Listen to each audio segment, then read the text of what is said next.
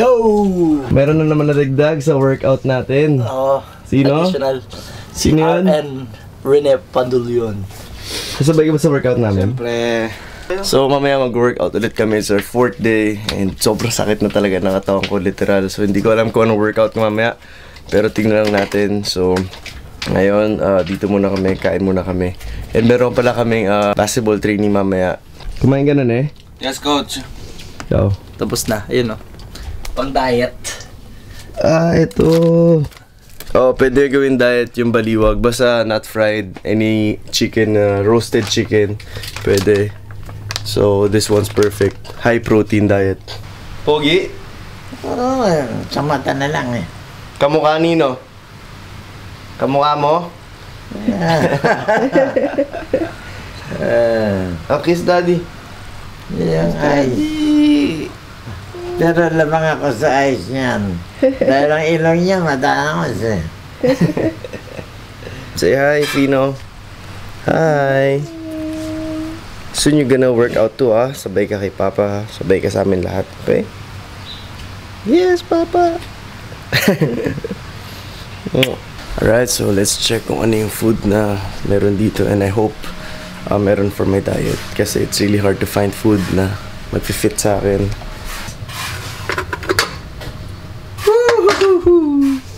Chicken breast and cucumber. Me, thank you sa chicken. Gusto niya daw magpa-train. Yes sir, yes sir. Thank you. Alright sir, thank you.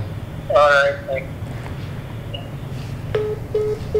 Alright, so that's a call from Dubai. And nakakatuwa kasi after ng Christmas camp namin, ang daming tumatawag from different places, from other countries na pupunta daw sila sa Philippines, and this is a very good way to start the year.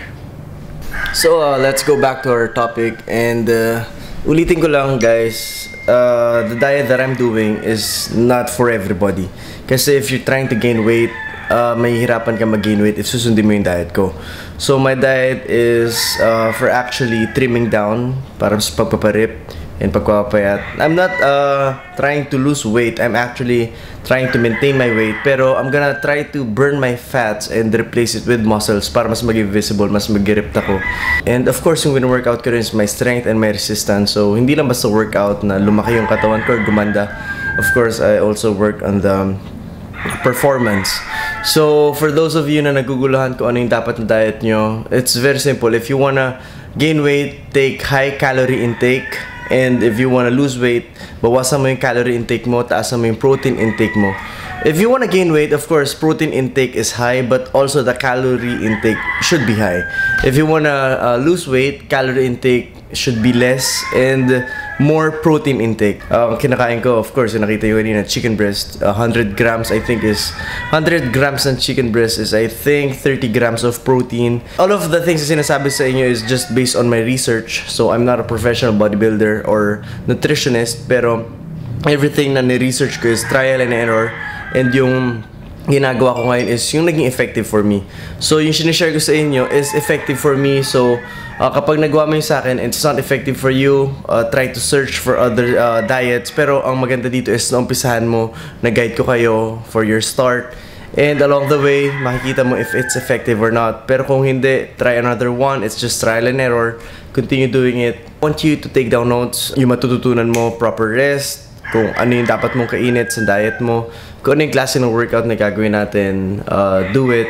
Because ito month of January, most of the time, you have to take the notes because pag nakuha mo na lahat ng notes mo, you'll start your real training on February. So marami ka ng baon, marami ka ng alam, marami ka ng knowledge, marami ka ng pwede gawin. So yes, good luck sa journey mo, and I'm just here. Comment down below kung may gusto kong sabihin, or follow me on Instagram, Maverick Bautista and Mavs Phenomenal Basketball. I have 2 accounts. Message me there, and minsan nagle-reply lang ako ng late, pero just message me there, and baka matulungan kita. So yun lang guys, kita tayo mamaya.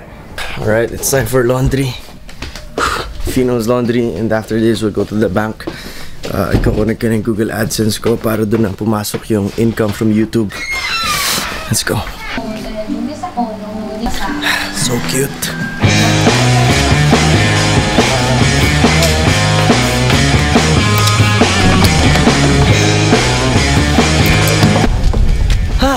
Pagod maging tatay. Let's go.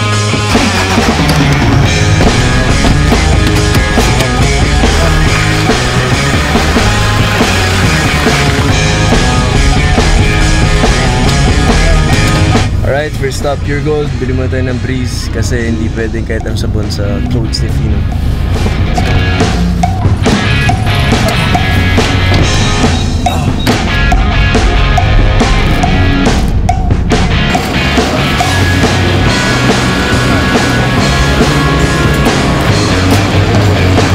Alright, so ako lang nagdala doon ng laundry pero si Awi nag-segregate. Hindi talaga marunong mag-laundry. Dito lang ako sa kotse.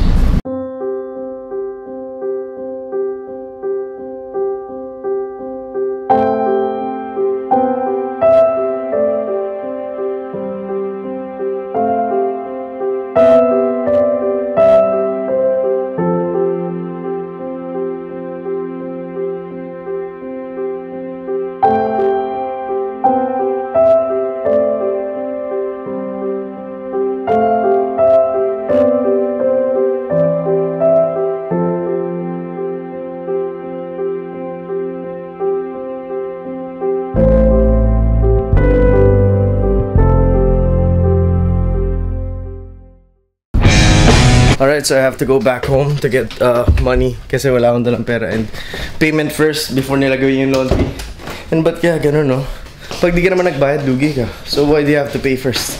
But anyway, that's their rules. Come on, let's go back. Toy, Ano? sunod ako, coach. Dali ko yung motor. Sunod ka. Abol ako. 300 made shots. Yun yung kailangan mo gawin ngayon. Sige, coach. Okay. Bye. Alright, so before kami mag-laundry, atid ko muna sila Mark kasi merong silang turo sa court. And then pinasunod yun si Jolo. Ang homework niya is 300 made shots. And then after the 300 made shots, balik dito sa bahay, mag-workout kami. It's our 4th day today. Let's go. Bye! Go! Kita tayo mamaya. Coach! Coach! Alright, so we're done with the laundry. Now it's time for bank. Napagod to. Alright, so now we're home and I'm really tired.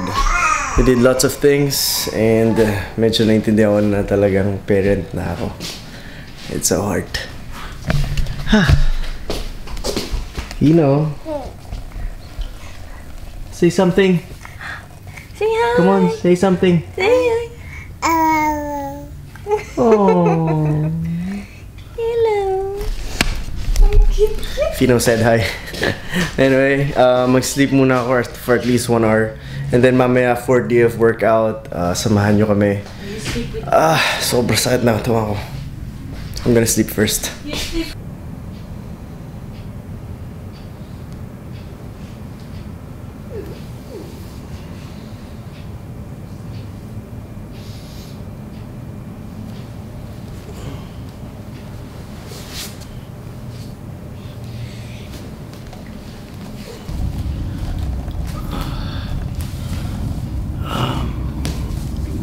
It's already 10 p.m. and dapat gumising ako ng 8 p.m.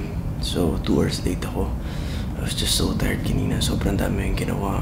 But it's okay. Still have to work out. This is our 4th day.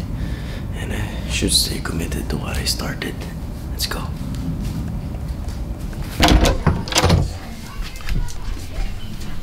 Tagal mo? Good night na? Tagal mo? Ha? Naantay lang kita. Tara.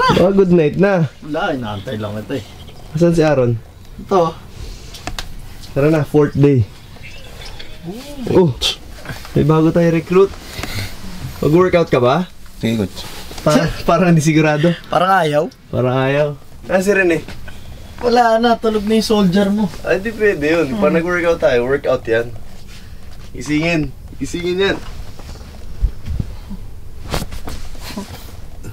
Uy. Workout tayo. Anong... Tara na. Kasi diba assignment mo sa akin 300, ginawa kang 400. Quick pull up 3-pointers.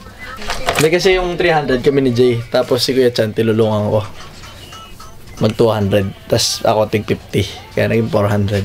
400 na mabagal. Yung alam mo yung parang nagsushooting yung walang kwenta lang. Yun, ganun. Paano? Ganun. Hindi naman ganyan ginawa mo eh. Ayoko na. So, I really don't know what to do today. Yung chest, back, shoulders, triceps, biceps, yung core, lahat sobrang sakit. So, I should let it recover first and kailangan ko siya ipahinga para mas magawa ko siya na mas maayos the next time I do it. So, the only thing that I can do today is my leg workout. Pero, one thing is yung legs ko, sobrang wala sa kondisyon. Kung wala sa kondisyon ako, nung nag-start ako nung first day in January 1, yung legs ko, mas wala sa kondisyon yun. Pero, that's the only thing that I can do today. Yun lang yung pwede kong galawin. I should let my upper body rest. So, ngayon, makikita niyo yung workout ko sa legs. Pero hindi yung full workout. I'm just gonna do a little bit of it. Warm up lang kami, and then we'll start in a while. Oh, saging. Yun. Para di kayo bumigay. So yung mga nagtatanong ano kinakain ko before I work out or train or kahit ano. Unang, saba, champata. Start namin, jog muna namin 10 minutes warm up. It's very important. Kailangan warm up yung legs bago kami mag-jump attack. Go.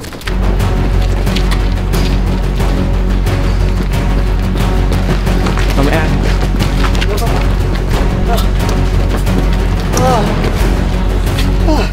Warm up done, 10 minutes. First run of the year.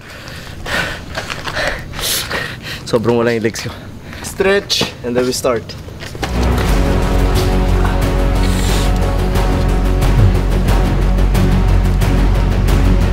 Wag na wag may workout yung legs mo na hindi properly warmed up yung muscle.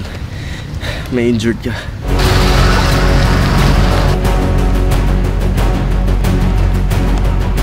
Stretch done, warm up done. And I'm really tired. Pero meron akong goal, ibalik yung pinaka-peak ng condition ng legs ko. I think that was high school.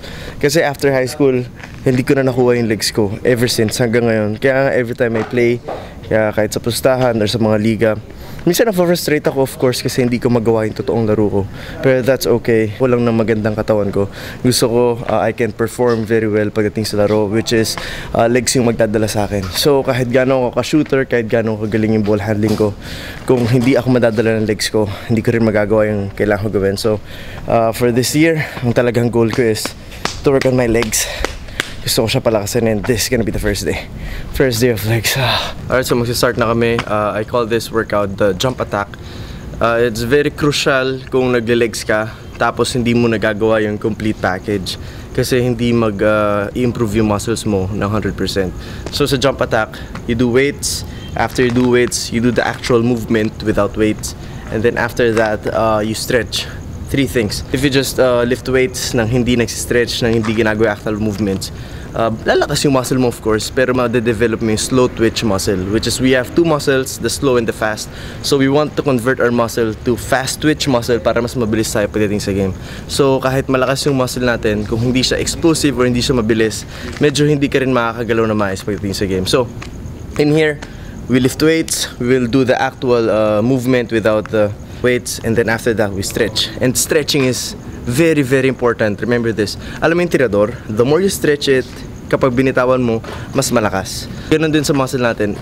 If hindi siya properly stretched, hindi mo siya masyado ni-stretch, hindi rin siya magiging ganun ka-explosive. Kung akala mo nakukuha lang explosiveness pagdating sa weights or yung movements, no, you have to stretch your muscle para kapag binitawan mo, it's gonna be explosive. So let's do the first drill. So first drill, as you can see, magaan lang muna. Ito rin yung kaya kong gawin ngayon, pero importante pa umpisahan ko.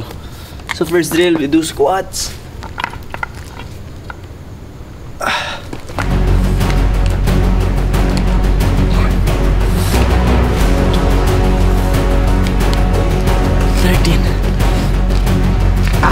14.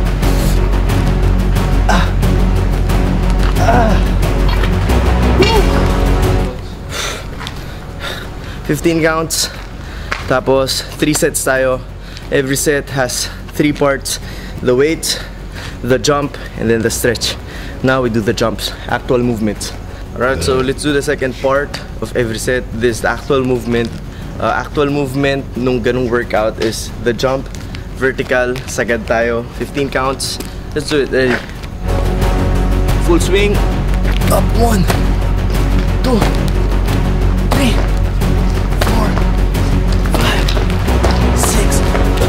7, huwag mamadali. 8, 9, 10, 11,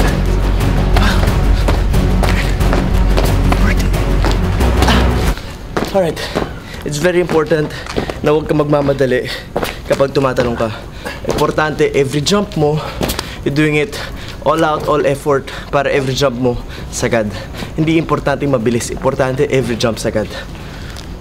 Third part is the stretch. So ito yung stretch ng first set natin, ng first drill. 30 seconds.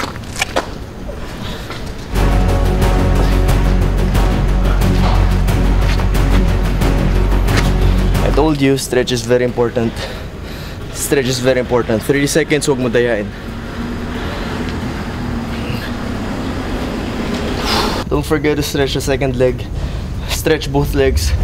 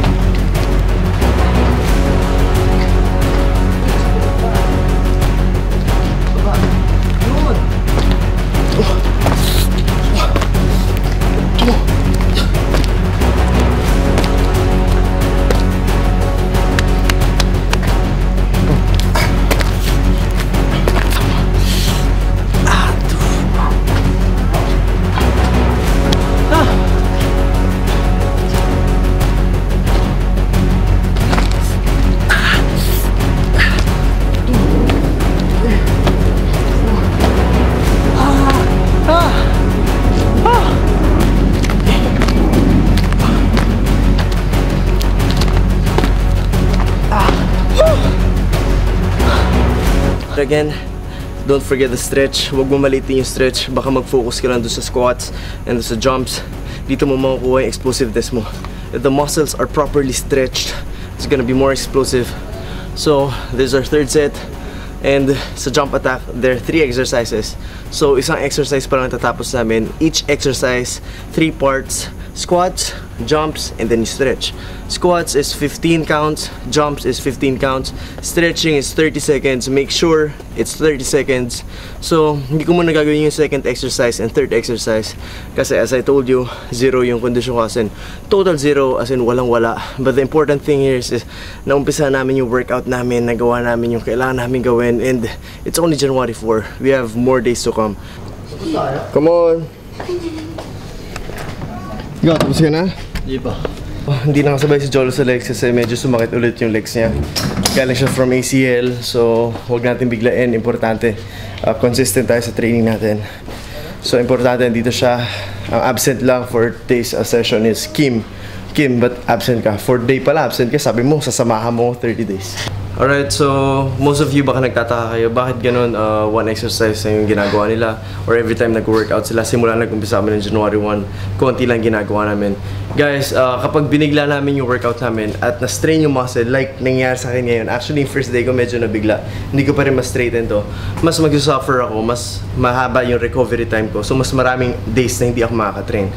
So for me, mas okay sa akin yung consistent ng mahabang panahon kaysa dun sa short-term intensity. If you're gonna go intense for short-term, tapos kapag napagod ka or nahirapan ka or na-strain yung muscle mo, matatenga ka for how many months? Sa akin, mas okay na yung dahan-dahan. At least yung improvement tuloy-tuloy. So, guys, remember this. Long-term consistency is better than short-term intensity. So, mag-core pa kami. Let's work on the abs. Konti lang, and then that's it. We're done. It's already 12 midnight. Come on, let's go.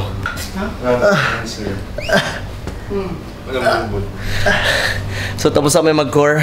Sorry, hindi ko na pinakita. Masyadong haba yung video. Pero tapos kami mag-core. And may gusto na kayo ipakita sa inyo before natin tapusin to. Let's go, Ne! Let's go!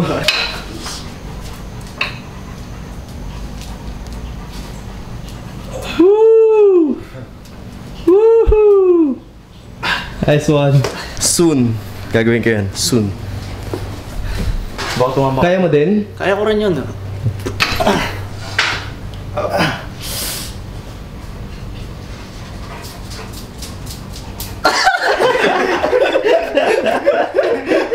Hirap pa rin eh. Alright, body check. Fourth day. Feels like nothing's happening. Results are not visible yet, pero I'll just continue. I'll just trust the process.